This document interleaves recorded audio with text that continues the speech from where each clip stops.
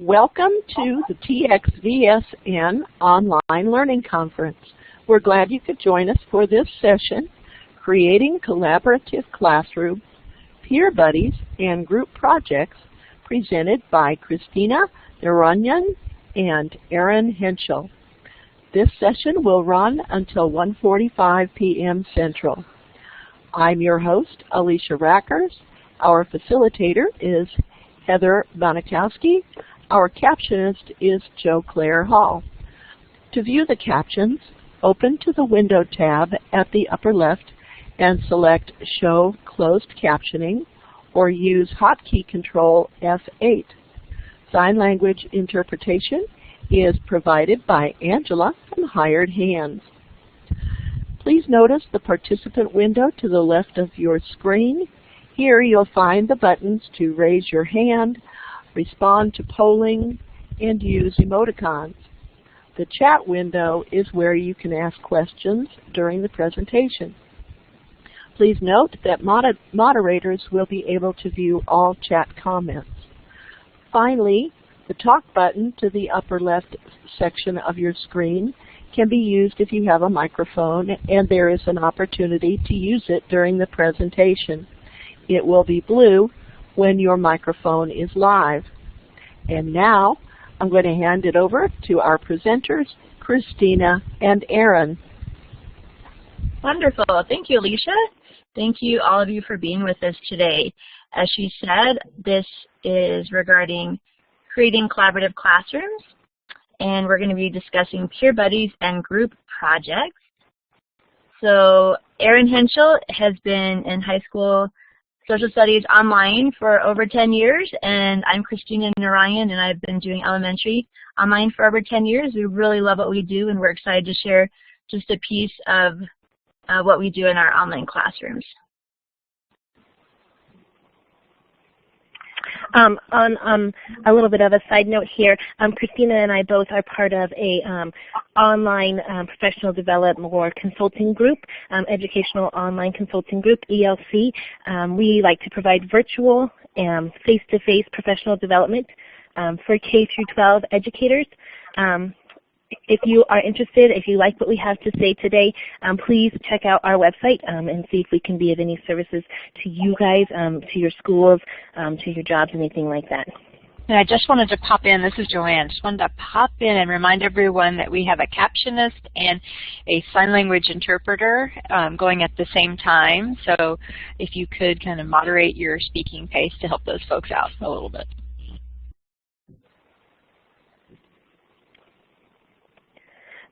Today we have a goal for you. We hope that you, as teachers, are able to walk away with at least 2 new online teaching tools, ideas, or strategies that you can implement in your individual classrooms and your virtual classrooms. We always like to start off our presentation with some sort of quote or something to kind of, grab your attention. And so this quote up here, many ideas grow better when transplanted into another's mind than the one that they sprung up in. And that kind of sets our tone for our presentation. Collaboration and group work has a very strong place in education because oftentimes we learn better when we work with others. So our first section is on peer buddies. The picture on the left is what we think of when we think of peer buddies usually. In a classroom, you have an older peer, and younger peers are learning from them. And then the pictures to the right shows what we can do in an online environment. For my class, I teach kindergarten 1 year and then first the next. And I have teamed up with our 6th grade teacher. So each week I have a 6th grader, that's the picture to the right here, who signs up to read a book that's in our curriculum already to my students. So we're all in our virtual classroom, similar to one we are in now. And our 6th grader reads us a story, just like you would have in a bricks and mortar school, where an older grade would come in and read to the younger students.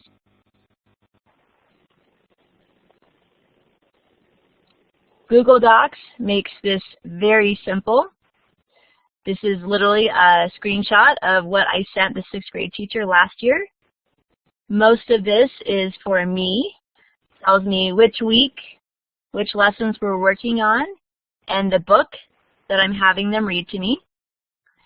And then the 6th grade teacher comes in and puts her students' names, their email addresses, and their parents' email address. And that's really all the cooperating teacher has to do. Then each week, I email that 6th grade buddy and their parents, give them access to the book that they'll be reading to our class, and then I let my class know. Okay, on Wednesday at 10 o'clock, our 6th grade buddy, John, is going to come and read us our story for the week, Bats, Bats, Bats. Now this is not an extra assignment. My students would already be reading that story. So they could read it on their own, or they could come to class and listen to the 6th grade buddy read it to us. Also, we want to make sure that the 6th grader does not have extra work for participating. So the 6th graders have a reading log that they have to do each week. So the week that they read to my class, they do not have to complete their reading log. Preparing for the book, reading to my students, that counts as their reading log for the week. So students who participate, it's not additional. It helps with their normal curriculum that they're doing. Here's just a quick screenshot. I asked a 6th grader for their picture. So here's one of our buddies from last year. I put up just a little icon of the book they're reading. And then as it is optional for my students, although many like to participate, I just pop their pictures in as they come. Each of the students gets to ask the 6th grade buddy a question, which is a really good oral communication standard that we're meeting there. And the 6th graders feel like a celebrity. They love it just as much. All these little kids are asking them questions to get to know them better. And then I put the book up from the curriculum, and the student reads to us.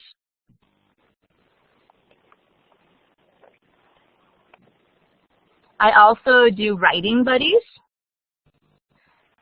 So we do this 2 ways. This slide is showing you how we do writing buddies within our class. So here's an example over here. This is Lauren, and she wrote about cheetahs for a science research project.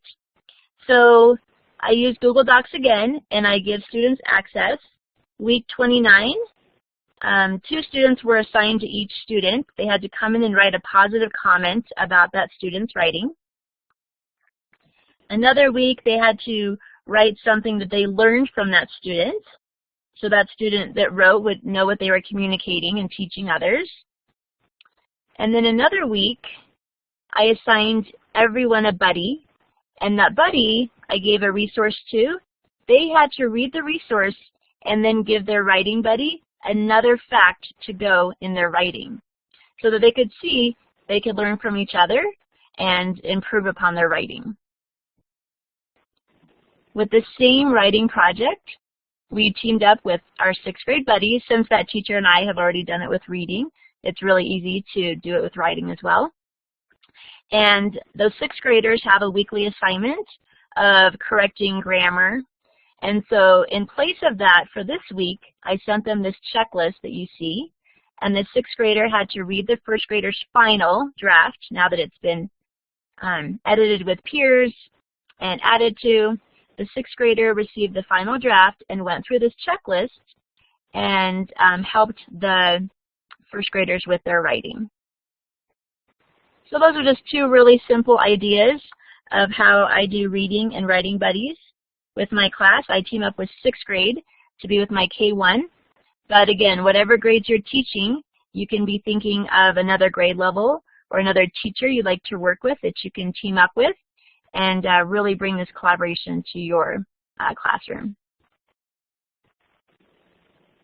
So our question for you, that was just a quick tidbit. We'd really like to put you in breakout rooms and let you ask or discuss, this question. How do you or how could you implement peer buddies in your classroom or school?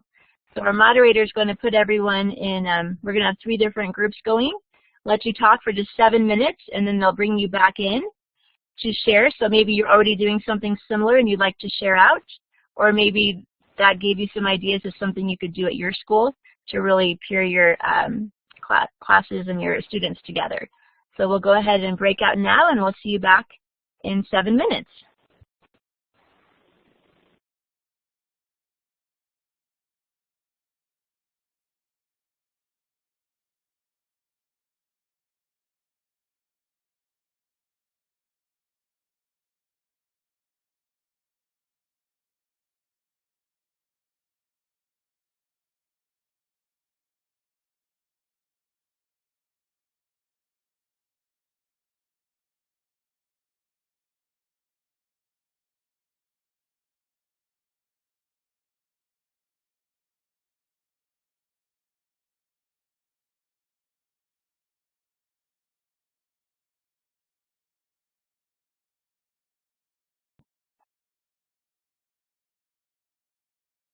Looks like they're all in their classes.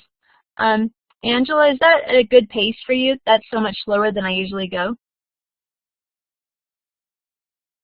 Yeah, I'll wait for your chat. I'm good. You're doing good. Okay, thank you. I speak so fast. That was so slow for me. I was really trying. Okay, thanks. Thank you. I appreciate it.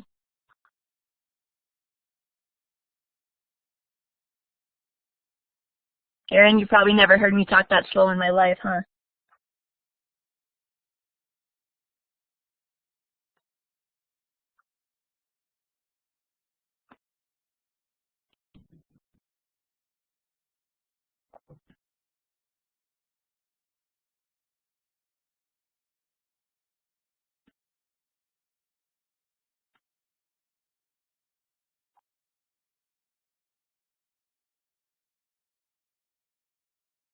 Joanne, it shows your hand raised. Do you have your hand up? Do you have something for me? I see Joanne, hand up. Oh, no, her hand is down. Okay. Sorry, that was me responding to the "Are you from Texas?" question. Look how slow I am. I just now noticed this cute little hand up. I'm like, oh, someone had a question. I'm so rude. Well, good. You're from Texas. Yay! Yay! Yeah, I'll be going through Colorado next week, or in about 10 days. So I hope it's not still hot when I'm there. Oh yes, you're the one that wrote that. You're headed to Yellowstone? Yeah, yeah. Fun. That's on my list. Haven't been there yet. Well, I hope we're going to enjoy it. It should be fantastic. Good. That's wonderful. And you're doing your closed captioning for us? Yes. Yes. And how's the speed for you? Is that okay? Yeah, yeah. I'm not trying to get every word. I'm just getting the main points. Oh, good. Perfect. So you're just summarizing. Okay, then that's great. Okay, yeah. Awesome. Okay, thanks. I can barely even think that slow. Anyway, I speak way too quick. So I was really trying to break it down, but oh my goodness, so good. Thank you. All right. And Erin, it looks like they put someone from their conference in each of their rooms moderating, so that's great. Since we're just sitting out here in the main room. Oh, I think they brought them all back. No? Yes, main room 23. Alicia, is everyone back with us?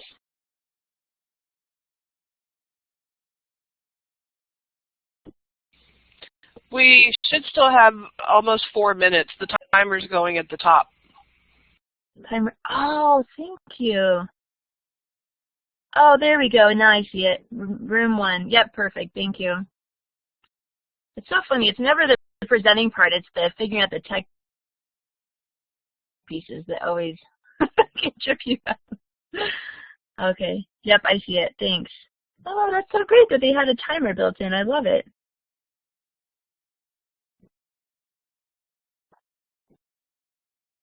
Looks like Daisy just joined us.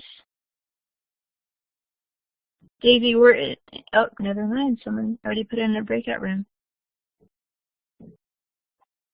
Awesome. Someone's taking care of us today. I love it. Hey, Erin, is your sound still okay? I'm not hearing you. It looks like Erin went into a breakout room too. Oh, there she is. Oh, cool.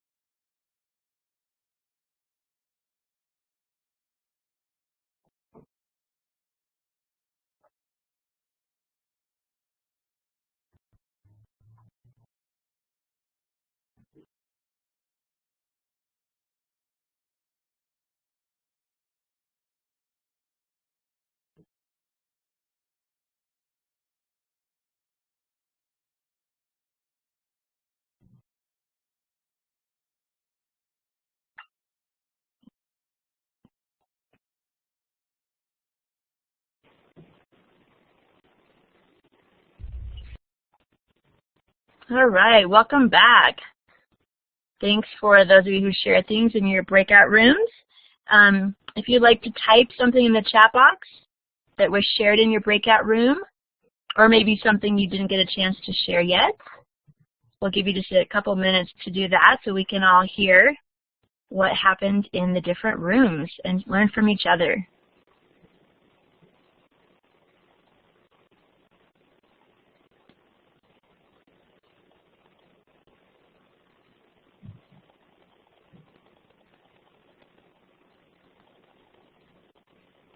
So we do have, we have an idea typed in here. I did get an idea that on something she saw. She was going to have students take a selfie and fill out a Google form with some basic information. Oh, we lost you, Erin.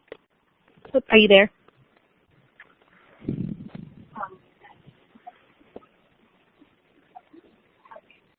Oh, go ahead, I was hearing you.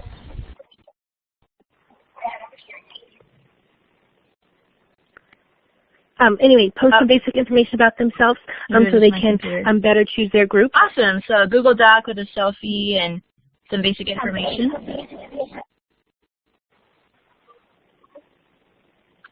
Perfect. Thanks, Doris. Looks like there was some talk about some learning coaches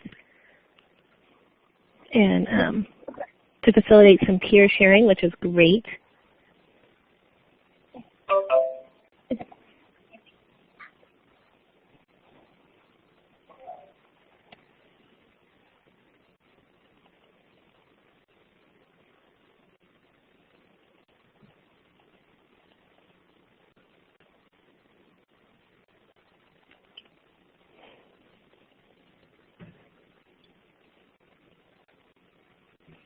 So Doris posted a good question about, last kid being picked.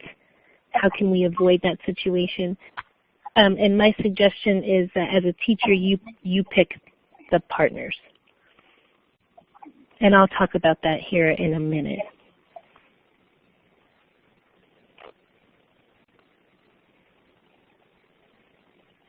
Yeah, that's a perfect segue into some of what Erin's going to share with us.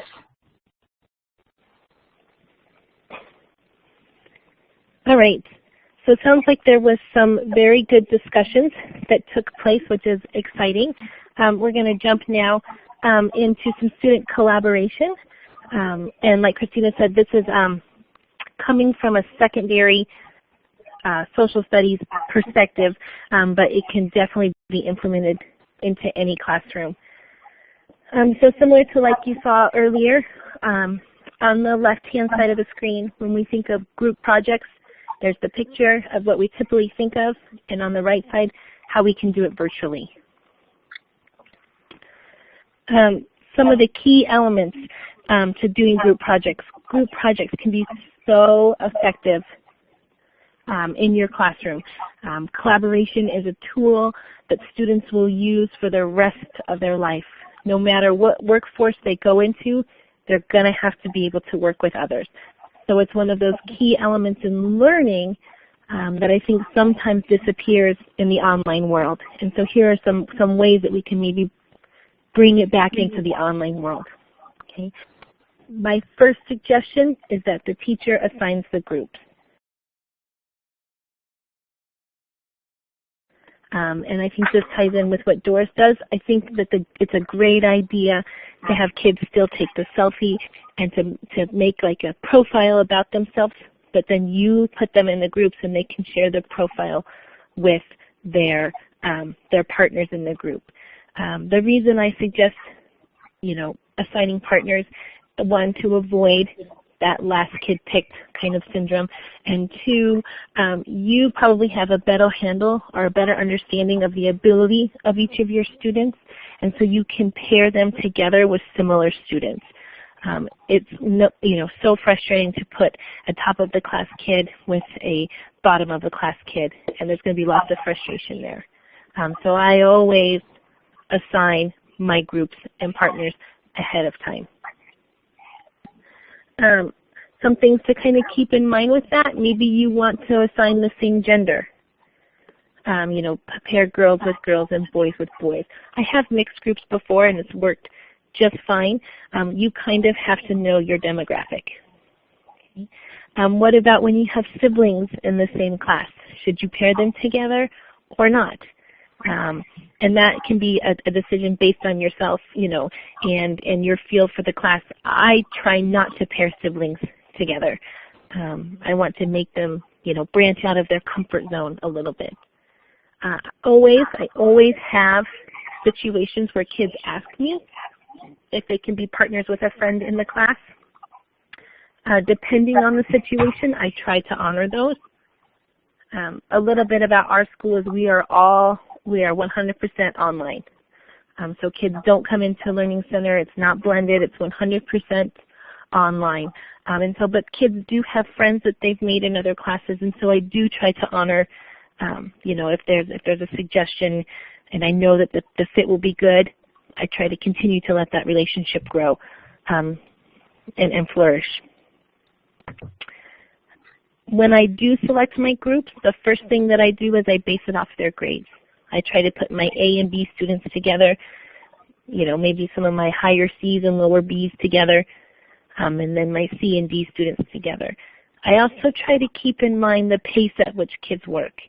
I don't want to put a kid that likes to work ahead with a kid who likes to work behind. And this can get a little bit tedious, and I'm going to tell you that it's a lot of legwork as a teacher up front to select your groups and to get it all organized. But the outcome is so worth it. These projects that these kids turn in are amazing, and it's going to make you feel like you're giving them a life skill. So I go back to those Google Docs, and I just put the roster of my kids, and I just start pairing them up. And then what I do is I allow my students I provide them with the school email. So I give each student their partner's school email, and then I let them contact each other on their own time. All right. Another key element for this is to have clear directions. You want to make sure that you're explaining things clearly to students in a direction page, but leaving it open-ended enough for creativity to flow. And that can be difficult because you don't want to put too many parameters on it, but you don't want to leave it too open-ended as well. And then frequently checking in with them to make sure that they're getting their project done. Erin, quick question in the box. Wondering if mixing grade level students together might be a consideration to encourage the CD student to engage? Yours are all the same grade level, I think, what you're doing, but not necessarily. So you know, I could have anywhere from 12th to 9th graders in my class. Okay. And to be honest with you, when I am pairing students and grouping them together, grade is one of the last things that I look at, like grade in school, 12th grade, 11th grade, all that is like the last thing that I look at. I base it more off their performance in my class when I'm pairing them together. So it happens all the time. So on the screen now, you have, I provided you with a direction page, a rubric, and then a collaborative rubric grading. And these are pretty basic, what I use for almost all of my projects. And I just, you know, change the name and change some of the information on there. The first one that you see on the left-hand side is a directions page. Students are asked to pick a nation in Africa as a group and then create a report on that country. You can see here at the top, I know it's kind of small, I give them different ideas on web platforms that they can use to create this. And then I break it down into my requirements, what I expect them to do. At the same time, I like to hand out a rubric so that kids can see exactly how I'm going to grade them. When I see another question has popped in here. You can vary your size of teams however you want. I try not to ever go over more than 4 kids in a group. I have found that online, if you get more than 4, someone tends to get lost in the shuffle. So I like to create it anywhere from 2 to 4 students in a group. Okay. There are a couple. I have checked out this TeamShake before, and it can help you create groups and sort groups out. I do it myself just because I feel like I have a better handle for my kids, and I know their demographics and their potential. That's why I do it more myself than putting it in an app. The other key element I have found with group projects is this on the far right. I've created a collaboration rubric where the students actually grade their partner on their involvement in the project. So when I am explaining this project to my class, I tell them part of the grading is going to be you grading your partner and your partner grading you. So you want to be the best partner you can be. Okay, you want to make sure you're communicating on time and turning in high quality work. And so when the project is completed and turned in, I email this rubric to all of the students and ask them to grade their partners, send it back to me. I don't let the partners see it. It just comes straight to me, so that kids don't feel like they're put in a situation, where they're going to, hurt somebody's feelings. It's totally confidential between me and the student, and you would be surprised how honest students are when grading each other. It also puts a little bit of pressure on the kids to perform at their top level.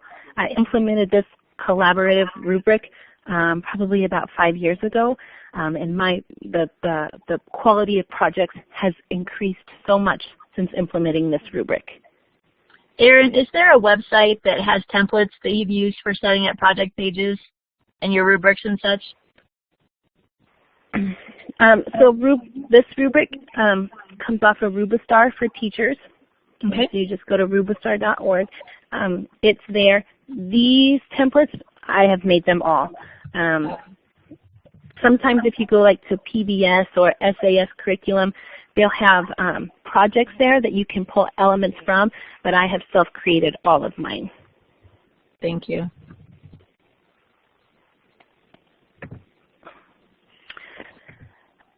So group projects is one great way to bring collaboration, and it's on student time. So I assign the project, I give them the due date, and then I turn them loose. And I let them work on it together whenever they want. Another way to bring collaboration into your classroom is to do it together as a group. Okay, bringing the kids in on a webinar and having them work as a unit with your guidance there. Something we do in a brick and mortar classroom all the time. Also easily accessible to do in a virtual classroom. Some of the key elements again are going to be teacher prep. It's going to take some time. I don't want to sugarcoat it for you because it does take a lot of time to prepare these elements. But once you've prepared them once, you can use the same steps over and over and over, and it becomes easier. And like I said before, the life lesson that we're giving these kids is so worth the time that it takes for you to prepare for them. Okay. You're going to want to have some sort of live document. Google Forms is a great way to do this. There's lots of web tools, interactive whiteboards is another way that you can use to get kids interacting lively during a classroom setting, similar to what we're doing right now. Okay, you want to provide time for students to share. You want to give them, the comfort level of, welcoming and coming into the classroom and sharing. And then you want to make it, of course, like a group grade. For me, when I do these live classroom settings, it's a grade for the kids to come in and participate. They get a grade for just attending. So if you guys were in my classroom, you would be getting a grade just for being here. And then you would get an added grade for participating. And you can set the parameters for how you want the participation to look. Is typing in a chat box enough for you as participation? Maybe, maybe not. Maybe you like your students to speak out, so you would give them the ability to unmute themselves and speak out. Maybe it has to be interacting on a whiteboard or in Google Forms. The choice can be yours on what the communication and sharing looks like, but then an overall grade for the session. Okay. So I have a couple examples here.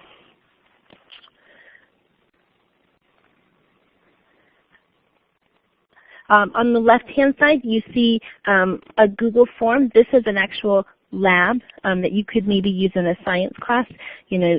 Put kids together in a group, have them, do the lab write-up together. You would assign each student a different color, and you could see them typing on the Google form together. They would be doing it at the same time sharing. A lot of platforms now have the ability to for breakout rooms, similar like to what we're doing today. And you could break your kids up into rooms and pop in and out of rooms and group kids that way. One of my favorite applications is this one over here on the right-hand screen, on the right-hand side of your screen. I use this for in-class note-taking. What I'll often do is I'll pop up a reading assignment, a website or maybe a document that we're reading in class, and instead of having the students read all of it together, I'll break it into chunks, and then I'll assign each student gets a note card, and this is all provided on this app. And then the kids can type in on each one of their note cards some notes that they got from their section. They go up onto this whiteboard, and then all students can see them and save them, and they have the notes for the entire section. Now, I'm sure some of you are probably sitting there going, how many kids does she have in her class? Like, you're probably thinking, I have 80 kids in this class, or more than 80 kids in this class. How am I going to make that work? Well, I can tell you, that I also have 86 plus kids in one classroom setting, and I can make it work. It just takes a little bit of planning. And if you think about 86 paragraphs that you're giving kids to read or whatever, breaking that up across the whole class is much more manageable for students than asking them to read 86 paragraphs on their own and take notes on their own. Okay. Yep, someone typed in there, this is a great way to do a jigsaw activity. Same thing. One of my favorite sites and activities is this one right here.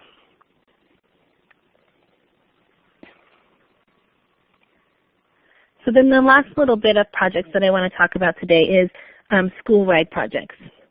One thing that we found at our school is that there was this lack of community.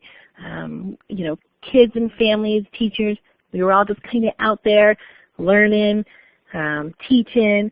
We never really felt together as a school. And so we started to brainstorm and come up with some ideas on how we could build community within our online school.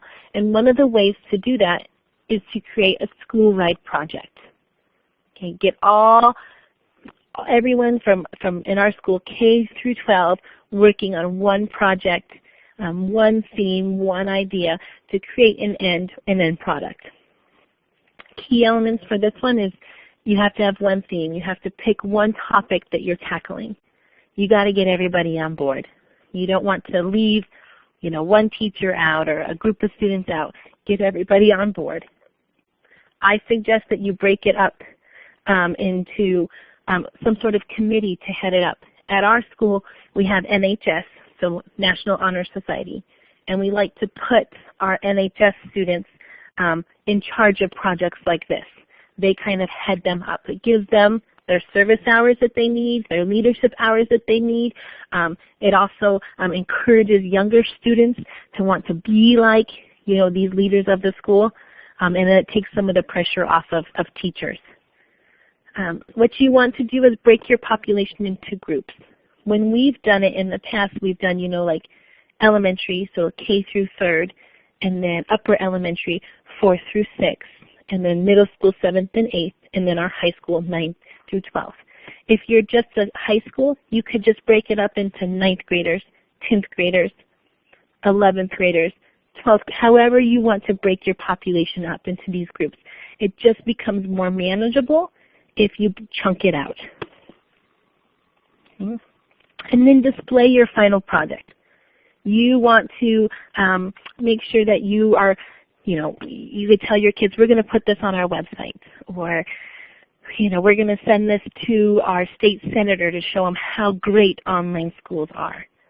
Okay, you want to put a product out there that everybody can be proud of. Some of the tools that are great for doing a project like this is Animoto. It creates free short videos. You can buy an extended version of it, but the free version is sufficient enough. Also, Wix, you can make free websites. Use that site all the time. The project that we created a couple years ago is called I Am Branson, and so we asked students to finish that sentence. For the younger kids, it was literally just a sentence, I am Branson. You can see this kiddo over here on the far left.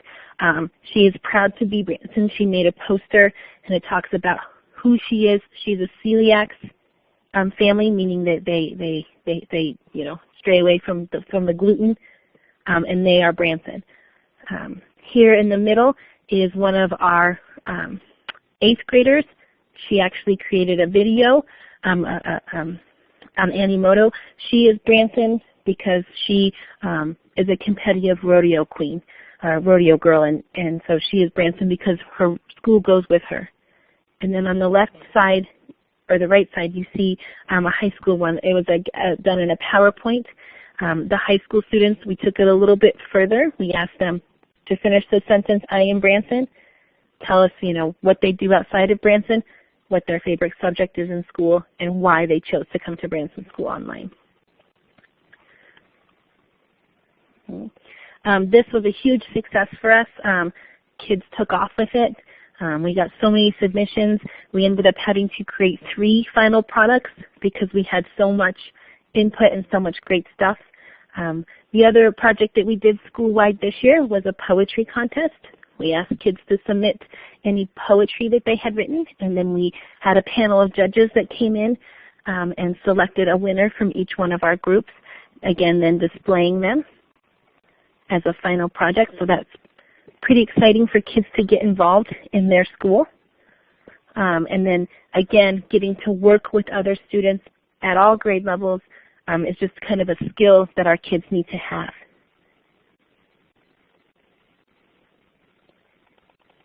All right. So we're going to break you guys out again. This again is just the tip of the iceberg, maybe to spur some thinking for you.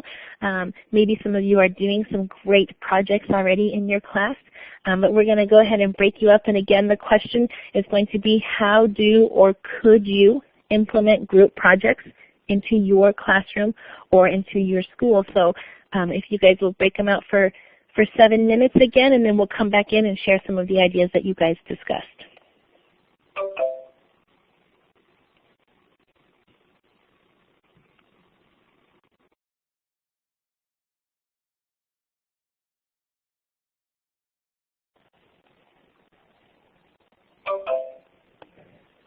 Hi, and welcome back to our main group. Hopefully you were able to bounce some ideas off of each other and have some good share time. If you would like to type any suggestions or what you guys talked about in the chat box, and we can share out.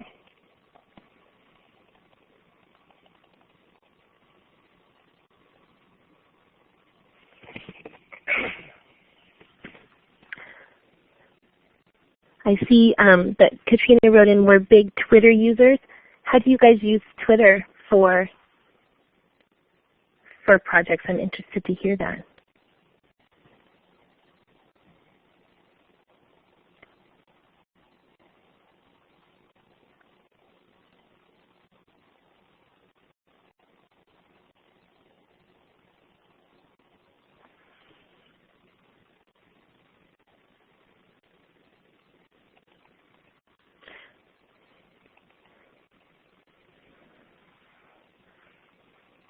Yes, I would agree. Posting things with a hashtag to promote projects, I think, is also a great idea.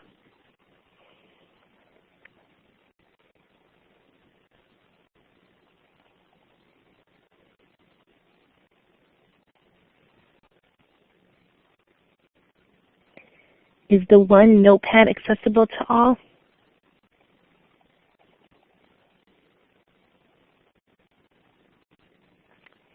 Yes, so Katrina, she typed in that getting word out about the awesomeness that kids are doing, putting it out there on Twitter and Facebook and all that. I totally agree, and that's kind of the goal that we were reaching for when we did the I Am Branson.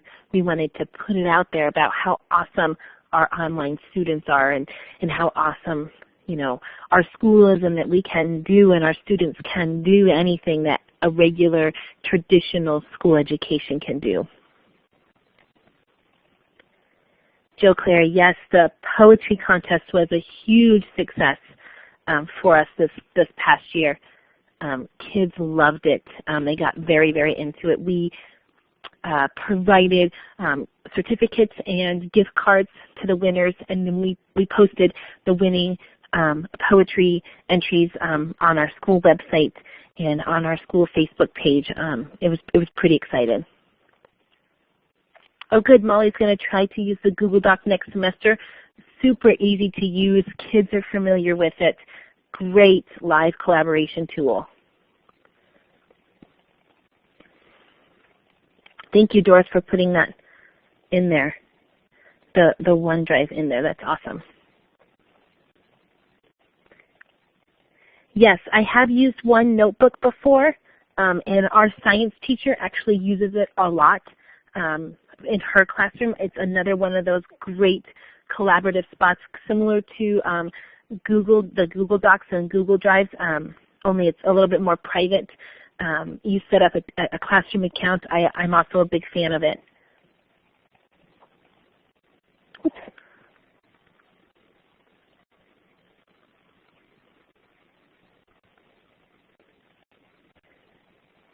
Wiki links, you write, are another great way to share projects.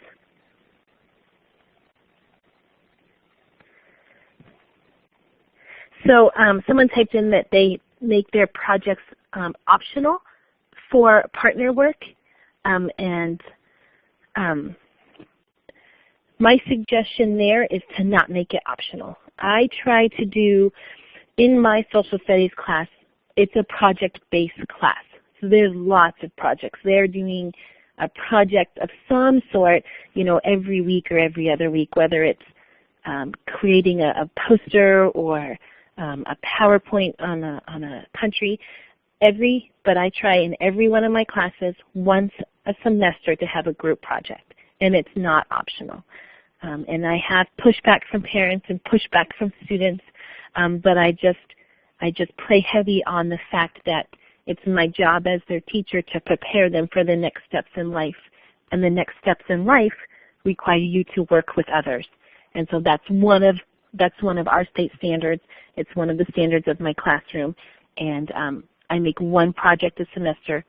It's not optional. Kids have to work together.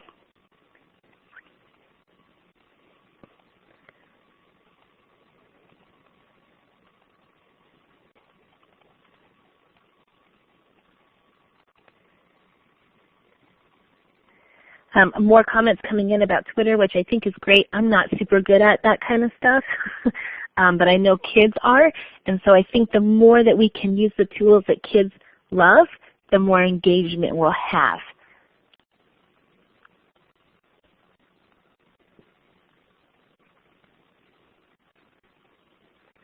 That's right. So Lisa wrote in, students will do what you expect them to do, and for me, it's I even put it out there in my course, my syllabus that goes out to parents and students before, at the beginning of the semester, and parents have to sign off that they read it.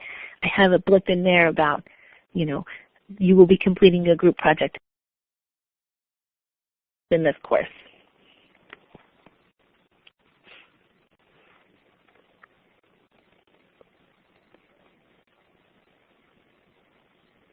Oh, I see. She was asking about when they're going to work at their own pace. My suggestion to you for that is maybe make an umbrella project. So maybe if you break your class into like a unit, maybe you have like a Unit 1 project or a Unit 2 project, and so then it would be due at the end of that unit. Or maybe what you do is you make it an overall project that would be due towards the end of the year, so that kids could be working on elements of it throughout your class, like, you know, in your direction sheet have, you know, that they need this element from Unit 1 and this element from Unit 2 and this element from Unit 3, so that when they get to the end, they can have it all done and turned in. You could also just extend the deadlines. So if kids are working at their own pace, you could give them 2 months to complete the project. And so if one partner is working ahead and one partner is working behind, it still falls within that 2 months. I also don't think it's wrong to give kids a due date, because how often is a boss going to tell you, you can work until whenever on this project? At some point it has to become due.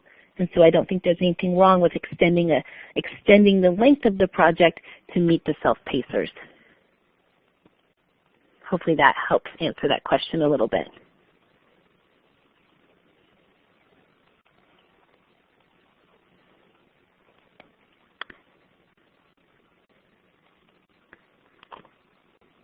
Yes, so assigning different roles in projects is very important. One thing I didn't put on here is about halfway through the time period from when I've assigned the project to when it's due, I have a worksheet that I send out to all of the kids, and it's a check-in. It just simply asks, what project are you working on? Who's your group partners? Have you had contact with your partners? What have you completed on the project? What have you not completed? And do you have any questions of me? That's, again, part of the final grade, and it's a way for me to check in to make sure that they're at least working on it.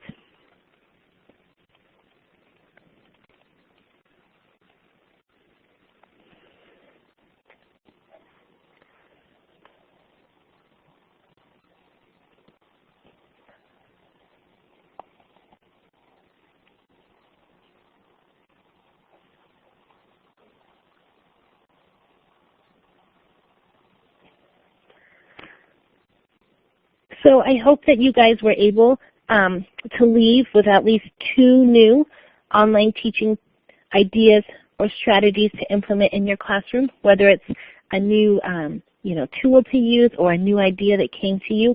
But I hope that you guys were able to meet your goals or meet our goal that we had for you for this session. And we'll just put our website back up. If anyone's interested in any more services or specific professional development for your school, you can get in contact with us here. And we thank you all for being here and collaborating with us.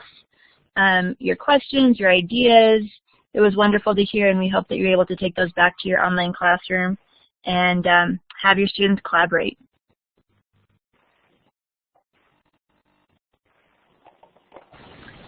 Any questions of us before we go? We have 2 minutes.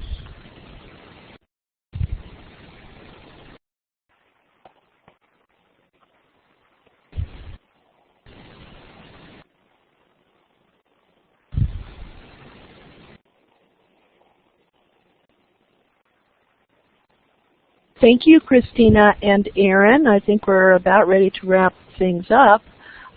Just a few more seconds for questions, and then we can say goodbye. That was very, very interesting. I got a lot of great ideas. Thank you, guys. Thank you, Alicia, and thanks to the moderators and those who helped make this accessible. We appreciate your time, and we hope you enjoy the rest of your conference. Thank you, ladies. Thank you for attending this session, and thank you to Christina and Erin for sharing your expertise. To receive your continuing professional education credits for attending this session, fill out the survey posted on conference homepage. That's conference.txvsn.org. Your CPE certificates will be emailed to you within 2 weeks. To access the recording of this session, please visit the Conference tab on the conference homepage and click on View Recorded Sessions. Transcripts of each session will be posted there as well. The next session will be at 2:00 p.m. Central, entitled Evaluating Website Accessibility. Thank you for attending the TxVSN Online Learning Conference. We hope you join us for next year's conference scheduled for June 21st through 23rd, 2017. Thank you all.